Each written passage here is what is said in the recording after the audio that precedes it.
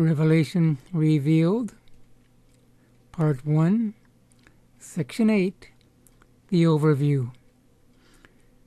The book of Revelation looks more like an Old Testament book than a New Testament book. It looks more like Isaiah, Jeremiah, and Ezekiel than it does the Gospel of John. That is in part because they say there are at least 285 allusions or references to the Old Testament within Revelation. Revelation is full of the wrath of God and the wrath of the Lamb, something you see in the Old Testament prophets, something you see less of in Matthew, Mark, Luke, and John. This is my position, that the book of Revelation represents an age unto itself. Right now we live in what is called the age of grace. For those who believe in a pre-tribulation rapture, that age of grace ends at the rapture, and another age begins momentarily.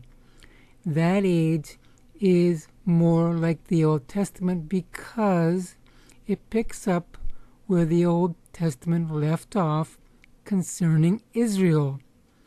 Israel did not accomplish what it was meant to accomplish in the Old Testament.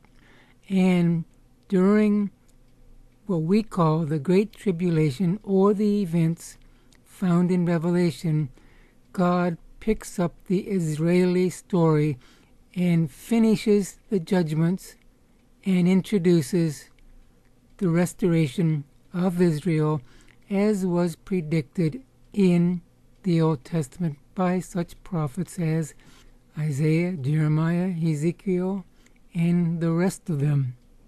So I believe the book of Revelation and the time period which it describes is a dispensation unto itself, different than the age of grace in which we now live. Now, when we look at the overview of Revelation, the first chapter, especially the first few verses, is introductory. The first chapter really shows us who Jesus presently is. The Lord of Lords, the King of Kings. He is portrayed as a mighty warrior. This is who Jesus is right now. Sad to say, but much of our understanding, our mental picture of who Jesus is, comes from the gospel accounts alone, where Jesus is seen as the suffering servant.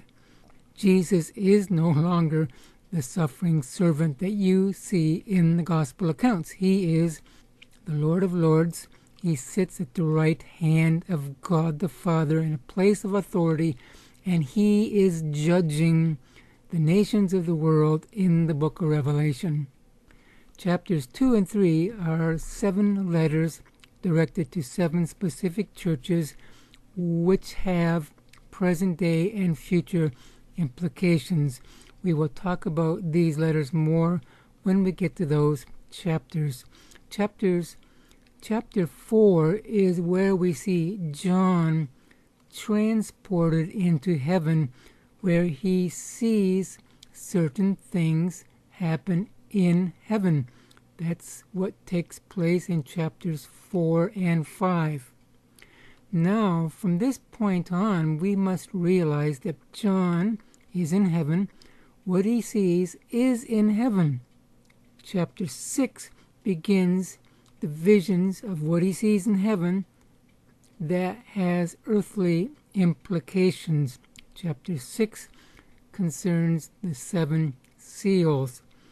Now we need to recognize this fact, that what John sees in heaven has earthly results. For example, in chapter 6 he sees a white horse, a man on a white horse. That man on the white horse is in heaven. He's not on earth.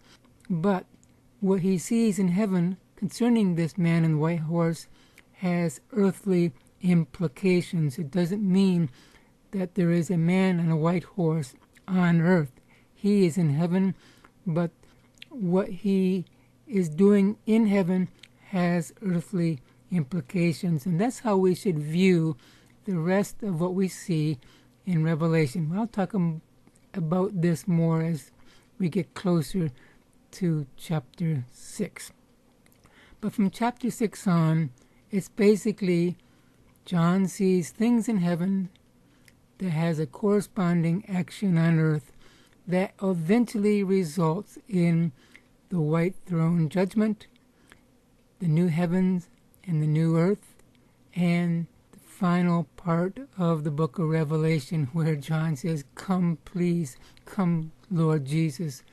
And that should be every Christian's response after reading the book of Revelation. There should be something in our hearts that says, "Come, Lord Jesus, please come."